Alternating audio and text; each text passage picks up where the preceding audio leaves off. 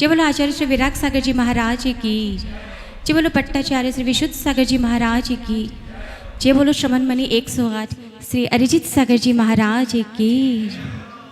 हाँ, जब से तेरी मेरी मुलाकात हो गई, सारे कहते रह गए करामात हो गई। मेरे पारस बाबा देखो झूम झूम गाँव में, तूने क्या दिया है तुझे कैसे बतलाऊं मैं। मेरे पारस बाबा देखो झूम झूम गाँव में, तूने क्या दिया है तुझे कैसे दिखलाऊं। खुशियों की जैसी बरसात हो गई, खुशियों की जैसी बरसात हो गई, सारे कहते रह गए करामात हो गई। हाँ, जब से तेरी मेरी मुलाकात हो गई, सारे कहते रह गए करामात हो गई। एक वो जमाना था ठोरना ठिकाना था, देखते ही मुझे आंख फेरता जमाना था। एक वो जमाना था ठोरना ठिकाना था, देखते ही मुझे आंख फेरता जमाना था। जैसे बरसात हो गई, खुशियों की जैसे बरसात हो गई, सारे कहते रह गए करामात हो गई। ओम नमः सिद्धिभ्यः।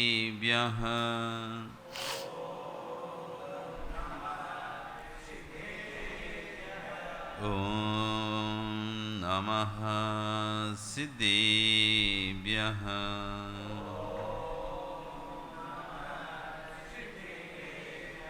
ओम नमः सिद्धिभ्यः।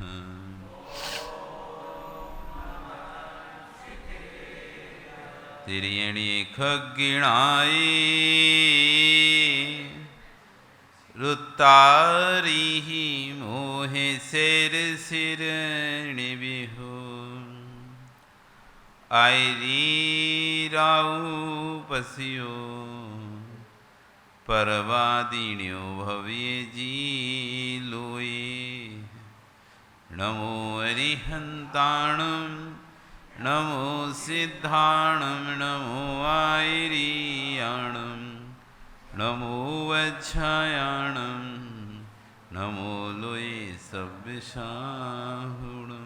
बोले अनंत अनंत परमेष्ठी भगवानी की, आदिरम आदिनाथ भगवानी की, वर्तमान शासनायक महावीर भगवानी की, आचार्य श्री 108 कुलवद्ध स्वामी महाराज की, आचार्य गुरु विशुद्ध सागर जी महाराज की, अहिंसा में विश्व धर्म की।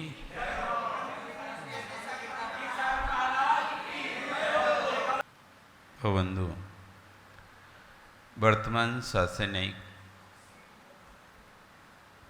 वर्धमान स्वामी के शासन में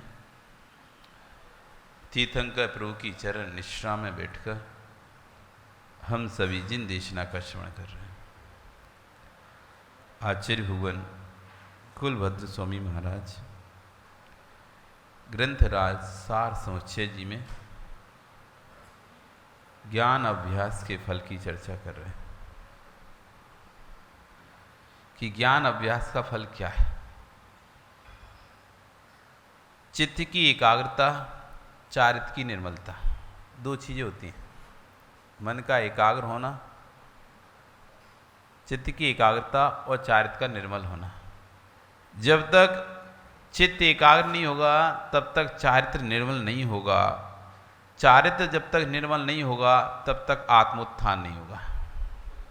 आत्म विकास, आत्मोत्थान उसी का होगा जिसका चारित्र पवित्र होगा, और चारित्र उसी का पवित्र होगा जिसका चित्त स्थिर होगा, और चित्त उसी का स्थिर होगा जिसको ज्ञान का अभ्यास होगा। आप देखो, कोई विषय यदि आपको आता है, किसी विषय में आप जानते हो, आप कहीं बैठे हो और उस सभा में वो विषय चल रहा हो या उस विषय के बारे में चर्चा चल रही हो जिस विषय को आप जानते हो, तो आपका ध्यान इधर उधर से हट जाता है, एक स्थान पर लग जाता है। और यदि उस विषय को नहीं जानते, उस विषय को नहीं समझते, तो आप इधर उधर देखते रहोगे। आपके माफिक है सुनील, तुम जिस विषय को जानते हो, जिस विषय को समझते हो उस विषय की यदि कहीं पे सेमिनार चल रहा हो, आप बड़े ध्यान से सुनते हो, आपके काम की चीज़ है, उस विषय में आपको ज्ञान है, तो आपका मन उसमें लग जाता है, हाँ भैया बोलने दो। और जिस विषय में आपको ज्ञान नहीं है, उसका सेमिनार चल रहा है, तो आप क्यों खत्म हो गया, कितना और चलेगा, मन ही नहीं लगता, मन ही स्थिर नहीं होता। ऐसा लगता है कब ये खत्म हो और कब हम जाएं। कैसा लगता है, कब ये कार्यक्रम खत्म हो, क्योंकि हमको तो समझ में आ नहीं, सिर के ऊपर से जा रहा है, ज्ञान ही नहीं उस विषय में हमें।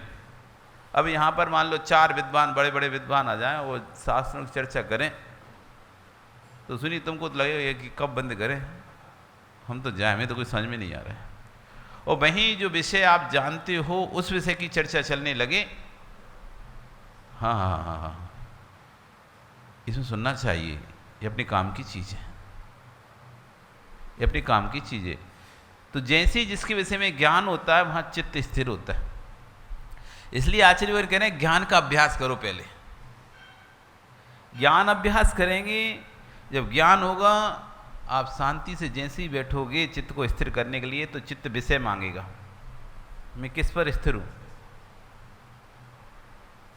आप उसे व्यापार का विषय दे दो, देखो व्यापार में स्थिर हो जाएगा, व्यापार की सोचने लगेगा।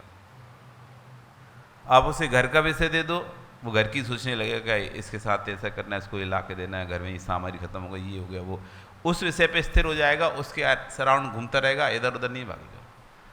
आप उसे धर्म का विषय दे दो, कर्णानियों का विषय दे दो, चरण्यानियों का विषय दे दो, द्रव्यानियों को विषय दे दो, प्रथमानियों की कथा याद करने लगो, तो आपका चित्त वहाँ पर आ जाएगा।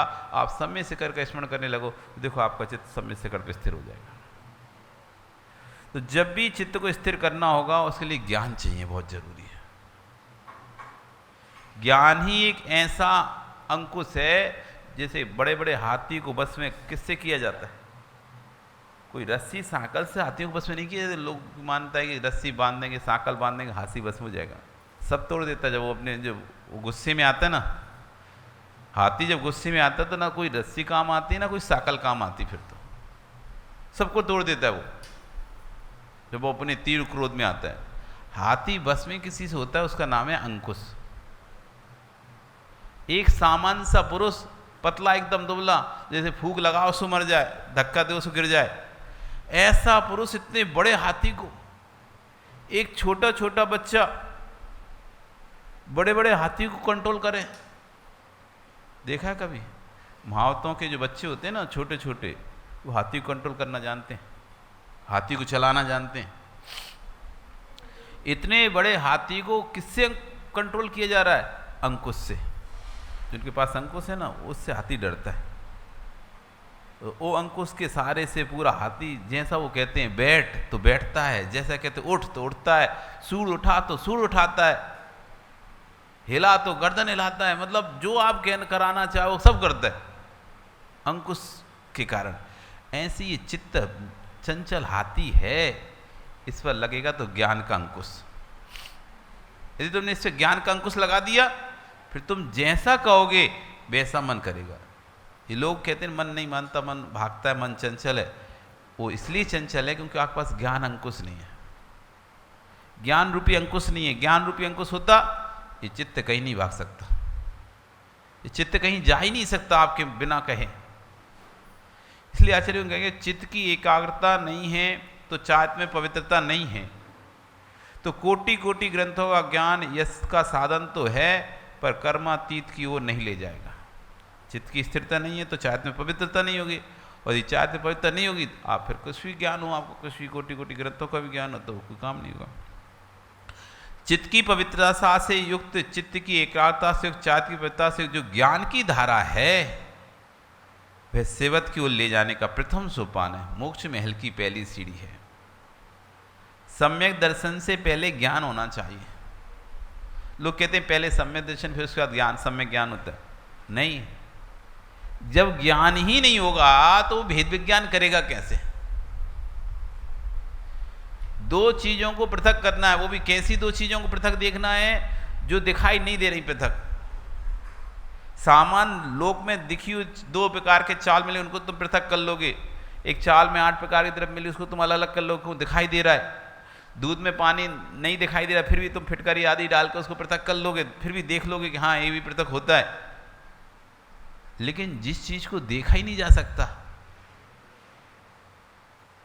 सिर्फ जिसकी कल्पना मात्र करनी है आपको, कर्म और आत्मा के पृथकीकरण की, कि शरीर भिन्न है और आत्मा भिन्न है, शरीर भिन्न है और आत्मा भिन्न है, इस बात की मात्र कल्पना ही करनी है। आप कभी ऐसे देख नहीं सकते, ये देखो ये शरीर दिखाई दे रहा है, ये आत्मा दिखाई दे रहा है, ये कर्म दिखाई दे रहे हैं, ये आत्मा दिखाई दे रही है।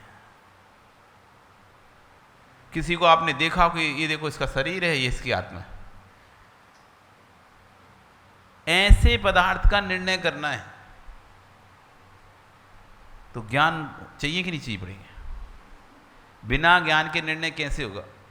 पहले ज्ञान, फिर सिद्धांत, फिर सम्यक ज्ञान। पहले ज्ञान, कौन सा ज्ञान? भेद विज्ञान वाला ज्ञान कि नहीं ये भिन्न है, ये भिन्न है। जब ऐसा ज्ञान होगा, मां जब तुमको पहले ज्ञान होता है, उसी के बाद ही आपका छेना बनता है। पहले ज्ञान होता है इस बात का कि दूध में नींबू डालने से पानी अलग हो जाएगा और दूध अलग हो जाए, इस बात का ज्ञान होता है। फिर आप उस बात पर सिद्धांत करके उसमें नींबू ने छोड़ते हो, उसके बाद फिर पृथक पृथक देखते हो। पहले देखना पड़ेगा ज्ञान, फिर श्रद्धान, फिर सम्यक ज्ञान। पहले सामान्य ज्ञान, ज्ञान मात्र हुआ कि हाँ दूध से छेना बनता है, दूध में छेना निकलता है, ये ज्ञान मात्र हुआ। श्रद्धान किया, फिर हमने जैसे नींबू ने चढ़ा तो छेना दिखाई दे गया। ऐसी पहले सामान्य ज्ञान होगा, भेद विज्ञान होगा, फिर जाके सम्यक दर्शन होगा, फिर जो हमारा ज्ञान है वो सम्यक ज्ञान बनेगा। ये प्रथम सोपान। चित्त यदि पवित्र होता है तो उसके लिए भी ज्ञान चाहिए। चित्त की पवित्रता भी ज्ञान पर अवलंबित है। आप क्या सोच रहे हो, आपके पास विषय, जो विषय होगा वही सोचने में आएगा आपको। जैसे आप मोबाइल देखो, आप जो सर्च करते हो आपको वही चीज़ बार बार दिखाई देती। फिर यदि आप फिल्म के गाने देखते हो तो यूट्यूब पे आपको फिल्म के गाने ही आएंगे। यदि आप धार्मिक प्रवचन सुनते हो तो अब यूट्यूब पे धार्मिक प्रवचन ही दिखाई देंगे आपको, कहीं प्रमाण सागर के, कहीं अर्जित सागर के, कहीं विद्यासागर के, विश्व सागर, यही बार बार आएगा। क्योंकि आप जो भी देखते हो वो गूगल उसको कैच करता है और आप उसी हिसाब के ऐड, उसी हिसाब का जो भी मटेरियल है वो आपको दिखाई देता ही नहीं देता। आप यदि कोई ज्ञानवर्धक उसमें सर्च करते हो, पढ़ाई वाले विषयों को देखते रहते हो, कोचिंग वाले विषय के देखते रहते हो, आप स्क्रॉल करोगे वही सबसे ज़्यादा दिखाई देगी आपको। आप जो भी सर्च करते हो वो, जबकि उसमें तो हजारों प्रकार की वैरायटीज़ हैं, हजारों वैरायटी होने के बाद भी आप जो सर्च कर रहे हो वो बार बार वही कैसे आ रहा है। यहां तक कि आप जो बात करते हो वो भी रिकॉर्ड होता है, और जैसी आप बात करते हो वैसी ऐड आपके पास मोबाइल में आने लगते हैं। आप यदि मोबाइल की बातें कर रहे हो कि अपन को मोबाइल खरीदना है, नया मोबाइल खरीदना है, एक अच्छा वाला मोबाइल खरीदना है, आप पाओगे कि आपको मोबाइलों पे ऐड भी उसी तरह के आएंगे। जब आप कोई वो चलाओगे तो ये वाला मोबाइल रियलमी का, कौन से सेलिस, रेडमी, रियलमी और कौन से भगवान है, एमआई, एप्पल, सैमसंग और जो भी आती है सेलिस को पता है, तो वही ऐड दिखाई देने लगेंगे। जैसा आप सर्च कर रहे हो वैसी सामने लोक में भी देखा जा रहा है कि वस्तु वैसी आपको दिखाई देता है। तो जैसा आपके अंदर ज्ञान भरा हुआ है वैसे ही आपका चिंतन चलेगा। यदि आपके अंदर दया वाला ज्ञान भरा हुआ है तो आपका चिंतन भी कोई, अरे यार छोड़ तो दे यार, मत मार। कोई किसी पीट रहा होगा ना, यार छोड़ तो जाने दे यार, कर दी गलती, कोई बात नहीं, छोड़। यदि आपके अंदर क्रोध वाला ज्ञान है ना, छोड़ना नहीं इसे, हर बार ये ऐसे ही करता है, आज से सबक सिखा के रहना। अंदर क्या भरा है ना अपने, वैसी भाषा निकलती है। एक कह रहा है, एक ही समय में एक व्यक्ति को पीटा जा रहा है, एक व्यक्ति कह रहा है अरे छोड़ जाने दे यार, हो गया, खत्म कर। क्या मारेगा क्या? और ये कह रहे छोड़ना नहीं, इसे अच्छी पिटाई कर पहले, पर थाने में ही बंद करना, रिपोर्ट भी करना। तो जो हमारे अंदर ज्ञान है, जैसा भी हमारा ज्ञान है, वैसी हमारी सोच बनती है, वैसा हमारा चित्त बनता है। तो कह रहे हैं चित्त यदि पवित्र होता है उसके लिए भी ज्ञान चाहिए। चित्त की पवित्रता भी ज्ञान पर अवलंबित है। यदि उपयोग सम्यक है, स्वाध्याय संपूर्ण इंद्रियों का निग्रह है। यदि उपयोग सम्यक है तो स्वाध्याय से संपूर्ण इंद्रियों का निग्रह होगा। मतलब कोई भी इंद्रिय आपको विचलित नहीं करेगी। आप स्वाध्याय करेंगे ना तो आपको भोजन की इच्छा होगी उस समय, ना आपको भोग भोगने की इच्छा होगी, ना कोई गाना सुनने की इच्छा होगी, ना कोई स्त्री का चेहरा देखने की इच्छा होगी, ना अच्छा खाने की इच्छा, कुछ भी नहीं। 5 इंद्रियां आपकी एकदम शांत रहेंगी यदि सम्यक स्वाध्याय है तो। और यदि वही खोटे ग्रंथों का स्वाध्याय कर रहे हो, आप काम वासना से भरे हुए उपन्यास आदि ग्रंथों का स्वाद पढ़ रहे हो, इधर पढ़ोगे इधर शरीर में विकार उत्पन्न होता जाएगा। आप पाक शास्त्र वाले ग्रंथों को पढ़ रहे हैं, खाना बेकिंग कुकिंग, तो आपको खाने का इंद्रिय करने।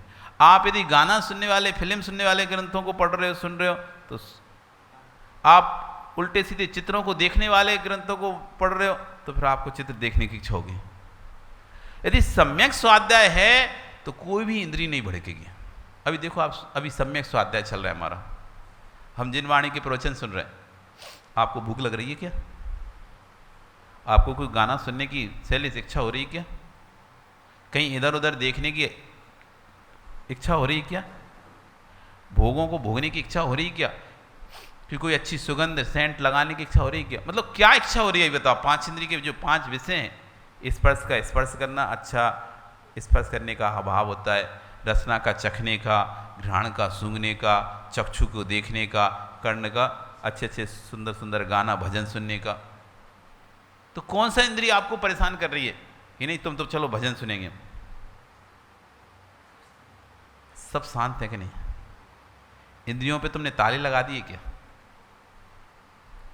इंद्रियों पे ताले लगा दिए क्या?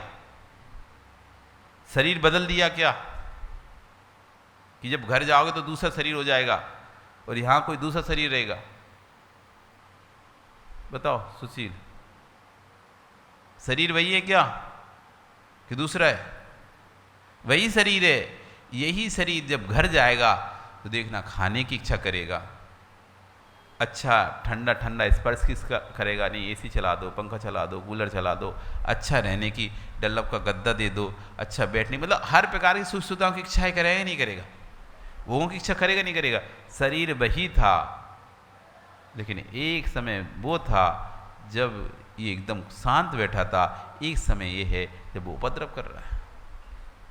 तो आचार्य भगवान कह रहे हैं कि सम्यक ज्ञान से, स्वाध्याय से संपूर्ण इंद्रियों का निग्रह हो जाता है। निग्रह नहीं, दब जाती, उनके जितने भी इच्छा है ना वो सब उपशमन हो जाते हैं। इस खोटे काल में कोई पवित्र साधना है तो उसका नाम स्वाध्याय है।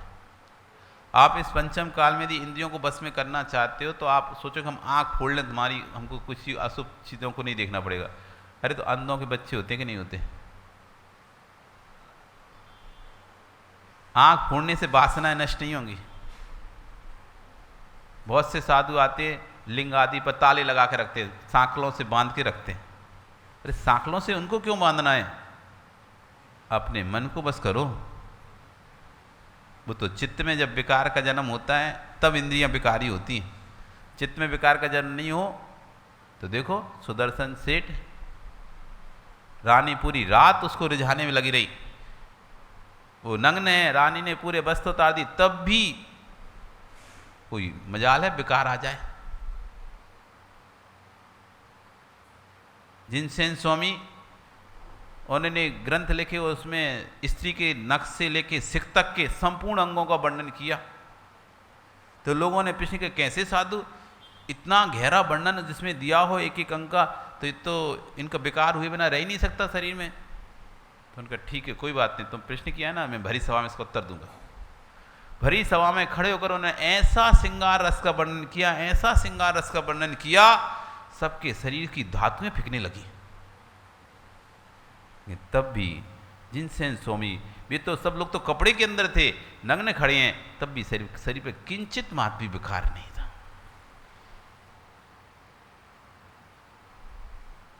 बांधने की जरूरत नहीं है, इंद्रियों को फोड़ने की जरूरत नहीं है, इंद्रियों को तोड़ने की जरूरत नहीं है, मन को नियंत्रण करने की जरूरत है। वो मन उसी का नियंत्रण होगा जिसका स्वाध्याय होगा।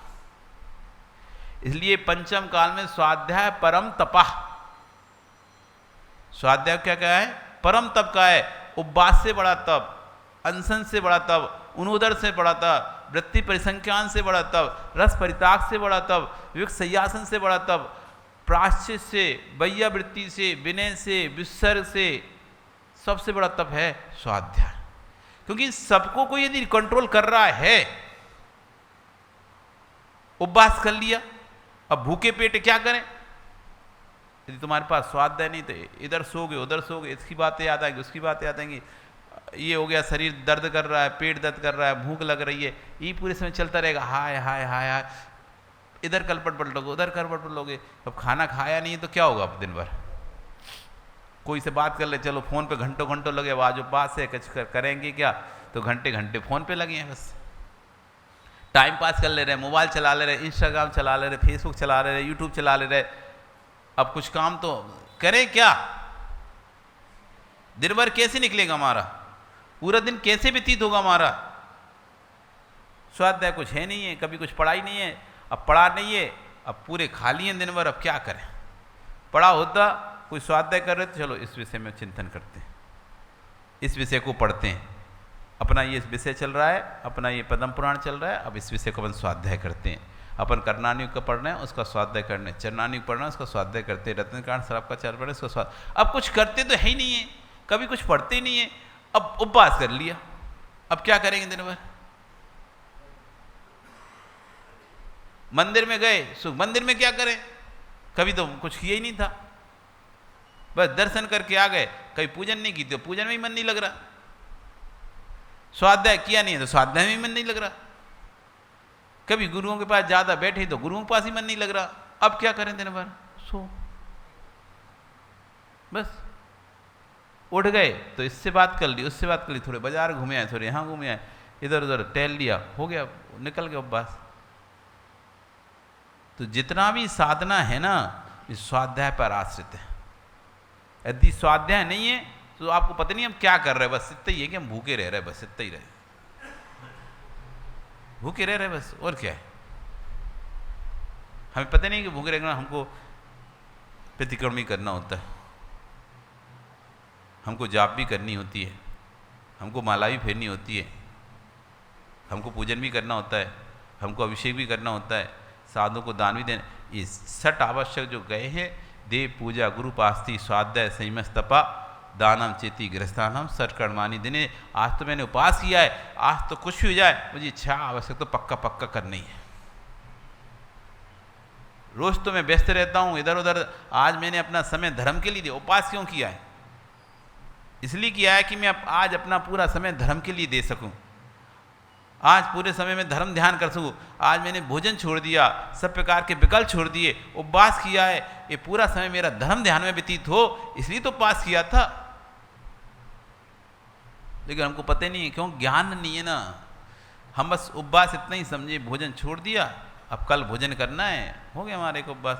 अब पूरे समय हम चाहे व्यापार करें, चाहे दुकान करें, चाहे कुछ करें, कुछ भी नहीं करें, ये हमारा उपवास चलेगा नहीं भैया। उपवास का अर्थ है आप अपने आप को तैयार कर रहे हो उस परमात्मा से मिलने के लिए। उपवास समीप है निवाह जिसका, अपनी आत्मा के निकट जाने का, वास करने का जो प्रयत्न कर रहा है, तैयार हो रहा है अपने आप को कि एक एक दिन की साधना मुझे अपनी आत्मा के निकट लेके जाएगी, मैं अपने आत्मा के निकट जाऊंगा। कैसे साधु ध्यान करते होंगे, कैसे आत्मा की अनुभूति लेते होंगे, उस अनुभूति को मुझे लेना है। अब पूरे समय व्यापार में रहे तो अनुभूति काहे की आएगी? व्यापार की अनुभूति में निकल गया पूरा समय, पूरा समय हमारी व्यापार, हमें पता नहीं चला कि हमने उपवास भी किया है, क्योंकि दिन भर हम इतने व्यस्त रहे, हमने सोच लिया कि चलो दिन भर व्यस्त रहेंगे, पता ही नहीं चलेगा उपवास किया अपन ने, दिन निकल जाएगा अच्छे से। मतलब तुम दिन निकाल रहे हो, आप चाहते हो हम भूल जाएं उस चीज़ को कि हमने उपवास किया इसलिए हमको याद नहीं आया, भोजन की याद नहीं इसलिए हम व्यापार में लगे, भोजन की याद नहीं आया इसलिए हम दूसरे कामों में लगे हैं। जैसे भोजन की याद नहीं आएगी तो अच्छे से हमारा दिन निकल जाएगा। मतलब तुमने अभी उपवास को समझे ही नहीं है। अभी तुम्हारे पास स्वाध्याय होता तुम कहते अच्छे चलो आज उपवास किया, आज ज़्यादा समय मिलेगा, अब मैं आज अच्छे से अपनी आत्मचिंतन करूँगा। आत्मचिंतन का अब समय आया। उपवास क्या है? तपस्या, तपस्या। उपवास तपस्या है। किस चीज की तपस्या? अपने को कर्म की निर्जरा करने के लिए। तपसा निर्जरा चा, तपस्या से निर्जरा होती है। कर्मों की निर्जरा के लिए उपवास है, ना कि कर्म बंद के लिए उपवास है। हम उपवास इसलिए तो कहते हैं ज्यादा उपवास मत लिया करो, कम उपवास करो, लेकिन जिस दिन उपवास करो तो अपने आप को शांत रखो, सब छोड़ो। तुमने 1534 उपवास ले लिया, हमने 4 शुद्धि, अब हम कर रहे अब चाहे काम ये भी काम करना है, वो भी काम करना है, दीपावली सफाई भी करनी है, उपवास भी करना है, ये भी करना है, घर की सफाई भी करना है, उपवास करना है। भैया क्या गिनती क्यों कर रहे हो? किस चीज़ की गिनती? ऐसे गिनती करने से कभी शुद्धि नहीं हो रही, ना चारित्र की हो रही ना कोई की शुद्धि हो रही। आप गिनती क्यों कर रहे हो? जल्दी जल्दी करना है, जल्दी जल्दी करना है, इसलिए हम ज़्यादा ज़्यादा कर रहे हैं, ज़्यादा ज़्यादा कर रहे हैं, 5-5 कर रहे हैं, 10-10 कर रहे हैं। क्यों? हमें जल्दी जल्दी पूरा करना है। तो भैया जल्दी जल्दी पूरा करके कर क्या लोगे तुम? मात्र गिनती पूरी करना है, अथवा हमने एक किताब ले ली उस पर टिक लगाना कि ये भी हो गया अब हमारा, ये भी हो गया अब हमारा, ये भी हो गया अब हमारा, ये भी हो गया। बस एक किताब पर टिक लगाने के लिए बैठे कि हम कि बस ये कर लिया हमने, रोहिणी का भी कर लिया, 10 लक्षण का भी कर लिया, 16 कांड का भी कर लिया, पंचमेरु का भी कर लिया, मोक्ष सप्तमी का भी कर लिया, सुगंध दसवीं का कर लिया। मतलब एक काउंटिंग है क्या हमारी? कंपटीशन है क्या हमारा? एक एक उपवास कितनी कितनी कर्मों की निर्जरा करता है। जितनी कर्मों की निर्जरा सामान्य पूजा भक्ति से नहीं होती ना, वो एक दिन की तपस्या से होती है उतनी कर्मों की निर्जरा। जैसे सामान्य दिनों में जितना कर्मों का पुण्य का संचय नहीं होता, ये विशिष्ट दिनों में क्यों पूजन का ज़्यादा महत्व कहा जाता है? अष्टांग का आए, अष्टमी आई, चतुर्दशी आई, 10 लक्षण पर्व आए, 16 कांड आए, भाद्रपद का महीना आया, इसमें विशेष पूजा भक्ति क्यों? कि भैया सामान्य दिनों में जितना पुण्य का बंध नहीं होता, उससे कई गुना पुण्य का बंध इन पलों में, इन समयों में भगवान की पूजा भक्ति करने से बनता है। इसलिए विशेष महत्व है पर्युषण का, इसलिए विशेष महत्व है अष्टानिका का, इसलिए विशेष महत्व है अष्टमी चतुर्दशी का, कि इन पर्वों में जब हम भगवान की भक्ति पूजा करते हैं तो अतिशय पुण्य का संचय होता है, अतिशय पुण्य का संचय होता है। ये समय ऐसे हैं जहां एक लगाओगे लाख मिलेंगे, दूसरे समय में एक लगाओगे तो 10 ही मिलेगा, लेकिन इस समय में लगाओगे, कई बार ऑफर आते हैं ना, ऑफर स्पेशल ऑफर, कम पैसे में ज़्यादा माल मिलता है। क्यों सेलेस तुम्हारे ऑफर आते नहीं आते मोबाइल के? दीपावली आएगी अभी ऑफर निकालोगे तो एक ट्रॉली फ्री, एक मोबाइल पर, कहीं कुछ फ्री कहीं कुछ फ्री। ये विशेष क्यों भैया? Deepavali special, Diwali special, Diwali offer, नया वर्ष आ रहा है, नया वर्ष के लिए स्पेशल, होली आएगी होली स्पेशल, रक्षाबंधन आएगा रक्षाबंधन स्पेशल। ज़्यादा बिक्री होती है इसलिए ज़्यादा ऑफर मिलते हैं। ऐसे ये एक समय है अष्टमी चतुर्दशी उपवास, इसमें कर्मों की निर्जरा ज़्यादा होती है, कर्म की निर्जरा अधिक होती है, अधिक।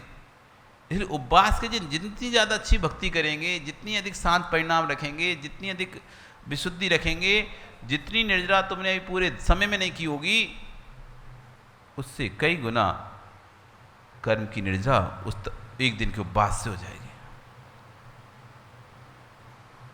तप कहा है, तप कोई तप सामान्य चीज नहीं होती। सबसे पहली सीढ़ी है उपवास, तपस्या पे चढ़ने के लिए। कोई तपस्या 12 प्रकार के तप हैं, 12 प्रकार के तपों में सबसे पहला तप है उपवास तप। जिसको उपवास की साधना नहीं है वो कोई साधना नहीं कर पाएगा,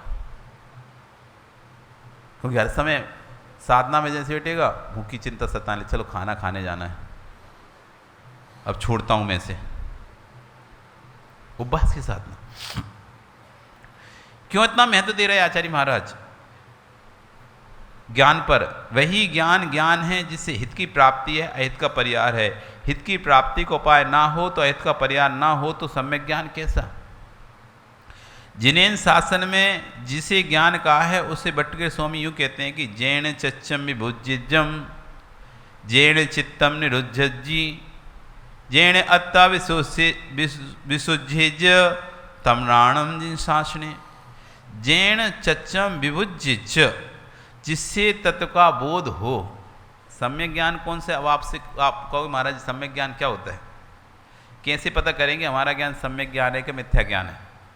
पता कर सकते हो? ये कसौटी दे दी, एक पैमाना दे दिया, एक मापदंड दे दिया, इस मापदंड पे आप अपने ज्ञान को रखो, इस मापदंड पे आप अपने ज्ञान को सेट करो। जैसे फॉर्मूला होते हैं ना गणित में, आपके पास मटेरियल है, इस फॉर्मूले में इस मटेरियल को रखो, x प्लस ए प्लस बी होल स्क्वायर बराबर ये होता है। अब ए क्या दिया आपके पास? ये संख्या ए है, ये संख्या बी है। फॉर्मूला दे दिया ए प्लस बी का स्क्वायर बराबर a b plus a 2ab फिर b square, a square plus 2ab फिर बी स्क्वायर, है ना? ऐसे ही फॉर्मूला ना, क्या सुनी जी? ए प्लस बी का स्क्वायर तो यही है ना। तो ये फॉर्मूला दिया और नीचे आपको संख्या दिए 50, 40, 30 जो भी संख्या दिए, आपने जैसी उसमें संख्या को रखा और सोल्व किया, नीचे आंसर। अब आपके ज्ञान को आपको पता करना है कि हमारा ज्ञान सम्यक ज्ञान है कि नहीं है। तो कह रहे हैं जिस ज्ञान से तत्व का बोध होता हो, जिससे चित्त का निरोध होता हो, जिस ज्ञान से तत्व का बोध हो रहा हो, जिस ज्ञान से हमारा चित्त शांत हो रहा हो, निर्मल पवित्र हो रहा हो, जैन अत्ता विशुद्ध, जिस ज्ञान से हमारी आत्मा विशुद्ध हो रही हो, तम नाणम जिन शास्त्रे, ऐसे ज्ञान को जिन शासन में सम्यक ज्ञान कहा है। जिस ज्ञान से आत्मा कलुषित होती हो, ऐसे कासायिक ज्ञान को, क्रोध लोभ मान माया ज्ञान को सम्यक ज्ञान नहीं कहा। जिससे चित्त हमारा संक्लेशता से भर रहा हो, क्लेश से भर रहा हो, नहीं मैं तो उसे नहीं छोड़ूंगा। अरे भाई क्या ज्ञान है तुमको? फिर इतने शास्त्रों को पढ़ने से क्या ही फायदा हुआ?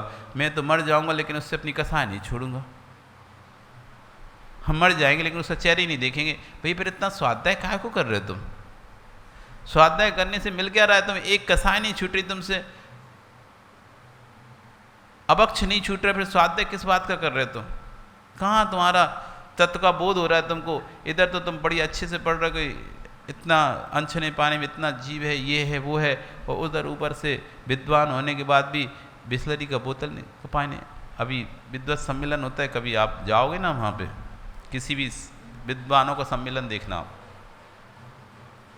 हम देखते हैं गुरुजी के पास में कई बार विद्वानों का सम्मेलन होता था, वो चलते ही एक विद्वत गोष्ठी के नाम से गोष्ठी होती थी।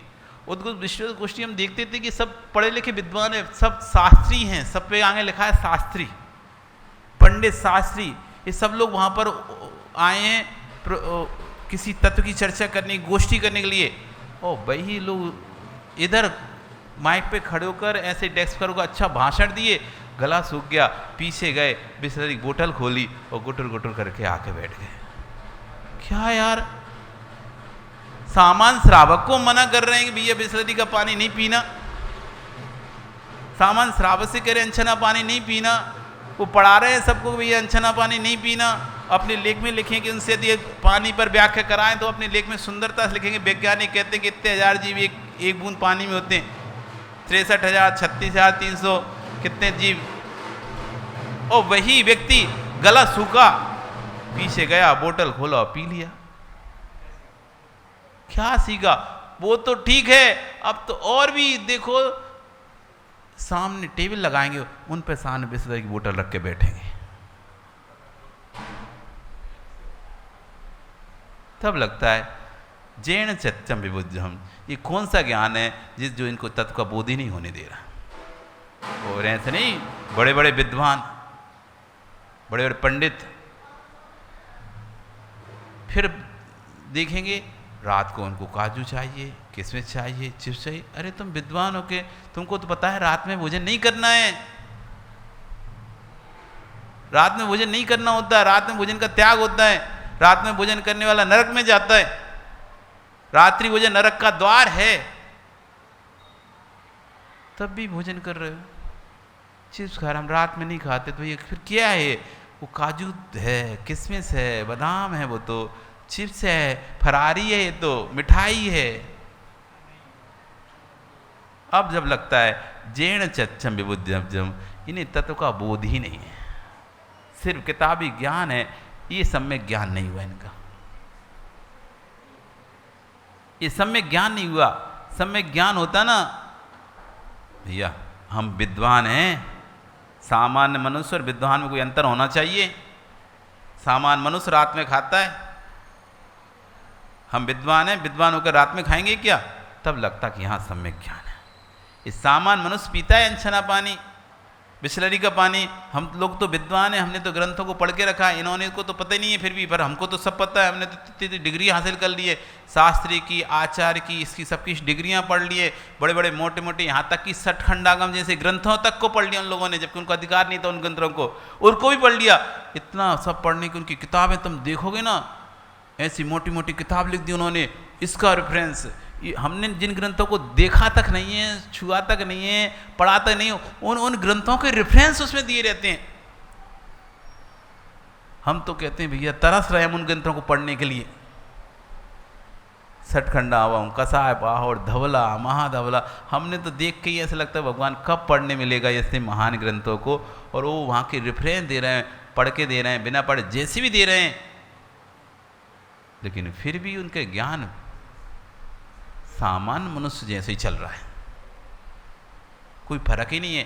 तो कह रहे हैं ऐसा ज्ञान सम्यक ज्ञान नहीं होगा। या तो आपको विद्वान नहीं बनना चाहिए था, विद्वान बने तो विद्वान जैसे रहना चाहिए था। आप पंडित बन गए, प्रतिष्ठाचार्य बन गए, वैसे ही बिस्लरी के बोतल पानी पी रहे हो, जहाँ भोजनशाला चलती है उस भोजनशाला में खाना खा रहे हो, वही बाजार का नमक मिर्ची मसाला, बाजार का पनीर, बाजार का सब कुछ जो आता है भोजनशाला में, क्या आता है? यही तो आता है ना। वो सब वहाँ पे बैठ के, और या पैंट सूट में, शर्ट में, गटर गटर मस्ती में कुर्सी पे बैठे खा रहे और कह रहे हैं हम प्रतिष्ठाचार्य, हम पंडित। एक बार तो एक पंडित जी की हमने इतनी सुंदर व्यवस्था कराई, अरे मैंने कि पंडित जी आ रहे हैं, एक काम करो चौकी में भोजन के लिए व्यवस्था करो उनको। तो कमलेश मन बोली चौकी में भैया भोजन व्यवस्था, पंडित जी हैं। तो भैया आए पंडित जी, वो तैयार बैठा हुआ, पर अरे हम ये खाते हैं कि चौकी का, भोजनशाला नहीं है क्या पे? अरे भगवान, हम तो सोचते थे पंडित जी हैं तो भैया पंडित जी हैं तो चौकी में खाएंगे। वे बढ़िया भोजनशाला में सफारी सूट पहन के मस्त, पैर पे पैर लटका के और बातें करते हुए, जैसे सामान्य लोग भोजन करते ना वैसे। तो फिर तुम पंडित किस बात के? वो पंडित भी नहीं, पंडित में ही प्रतिष्ठाचारी, और थोड़ी ऊंची पाती होती प्रतिष्ठाचार्य की, पंडित से भी थोड़ा ऊंचा होता है। सिर्फ पंडित उतने दिन के हैं जितने दिन का विधान करा रहे हैं बस। उसके बाद तो तुम देख लोगे ना तो तुमको यार इससे ज़्यादा नियम तो विजय तुम पालन कर लोगे। मजाक नहीं करें हम। तुम रात में नहीं खाओगे, तुम एक बार 100 बार सोच लोगे यार जब पानी मिल रहा है, चौकी में खाने मिल रहा है, तो काहे को नीचे जाके खाना है। जब चौकी में खाने मिलेगा ना तो तुम सोचो चौकी में मिल ही रहा है खाने, तो क्यों नीचे बक्स खाने जाऊंगा, चौकी में नहीं खा लूंगा क्या? तुम एक बार सोच सकते हो आज रात में नहीं खाना, क्या ही रात में खाएंगे, साधुओं के पास आए उधर आए, पर वो तो नहीं सोच पाएंगे। तब पता चलता है कौन सा ज्ञान था। ये ज्ञान तो इनको तत्व का बोध ही नहीं करा देने रहा, ये ज्ञान तो इनको चित्त का निरोधी नहीं कराने वाला है, ये ज्ञान तो उनकी आत्मा को शुद्ध कराने वाला नहीं। इनका ज्ञान सम्यक ज्ञान नहीं है, निर्णय हो जाता है। सिर्फ किताबी ज्ञान है, पुस्तकों का ज्ञान है, इसमें कोई भी कल्याण का काम नहीं है इनका। तत्व की उपलब्धि हो, भीतर निरोध हो, आत्मा विशुद्ध हो, वे ज्ञान ज्ञान है। जो ज्ञान नित्योदक है, प्रकाशक है, 5 इंद्रिय रूपी अंगनाओं को बस करने वाला है, वह सम्यक ज्ञान है। ध्यान दो कैसे 5 इंद्रियां बस में होती इस ज्ञान से। नेत्रों का सबसे अधिक उपयोग इस जीव ने किया। जितना अपनी जीव नहीं चख सक पाई उतना नेत्रों ने चखा। जितना जीव ने स्वाद नहीं लिया उतना घ्राण इंद्रिय ने सूंघ लिया। जितना घ्राण इंद्रिय कान नहीं सुन पाए उतना नेत्रों ने भोगा। जितना नेत्रों ने भोगा उतना जगत में किसी इंद्रियों ने नहीं भोगा। कर्ण इंद्रिय के विषय को तूने ले जाता है, उसे भी नेत्र भोग लेता है। घ्राण इंद्रिय को लेने जाता, घ्राण इंद्रिय को लेने जाता है, उसे भी नेत्र भोग लेता है। रसना इंद्रिय का विषय भी तूने भोगा, तो नेत्र पहले भोग डाला। इच्छित सामग्रियों को मन नहीं जाता, इच्छित निर्णय का मन नहीं करता। आप सब्जी मंडी जाते हो, फल तो बाद में खाओगे ना, पहले सुनते हो, सुनकर फिर देखते हो, देखकर फिर सूंघते हो। कैसा है? कर्णिंदी से फल फल फल कहाँ है? आवाज आ रही, हाँ वहाँ बोल रहा है। फिर आंखों देखती कौन कौन सा अच्छा अच्छा फल है। आंखें जब तृप्त हो जाती, मन भर, आंखें संतुष्ट जाती, फिर फल उठाते, इसकी अच्छी है। फिर घ्राण इंद्रिय, उसके बाद फिर रसना इंद्रिय आती है। रसपर्शन इंद्रिय, हाँ अच्छा है, अच्छा लग रहा है, नरम नरम है, सॉफ्ट है। पांच इंद्रियों से भोग भोगते हो। रसना इंद्रिय का भोग तो बाद में हो रहा है, उससे पहले 4 इंद्रिय से उस चीज का भोग भोग लेते हो। नेत्र ना जाए तो मन तो शांत बैठा था। नेत्र दृष्टि पर ध्यान दो। आचार्य भगवान कह रहे हैं जिसने अपने इंद्रियों को नियंत्रण किया उसने सबको नियंत्रण कर लिया। जिसने इंद्रियों को नियंत्रण नहीं कर पाया वो किसी को नियंत्रण नहीं कर पाएगा। इसलिए हमारा ज्ञान कैसा होना चाहिए? जैन चच्चम विभुज्यम, जिससे तत् का बोध हो। जैन चित्तम निरुज्यम, जिससे चित्त का निरोध हो। जैन आजा विशुद्धिजम, जिससे आत्मा विशुद्ध हो। तम नाणम, जिन शासने, उसी को जिन शासन में ज्ञान करें। आपका समय कल फिर आओगे, पर्याय रही तो और आचार्य भगवान यहाँ पर चर्चा करेंगे। बोली भगवान महावीर स्वामी की।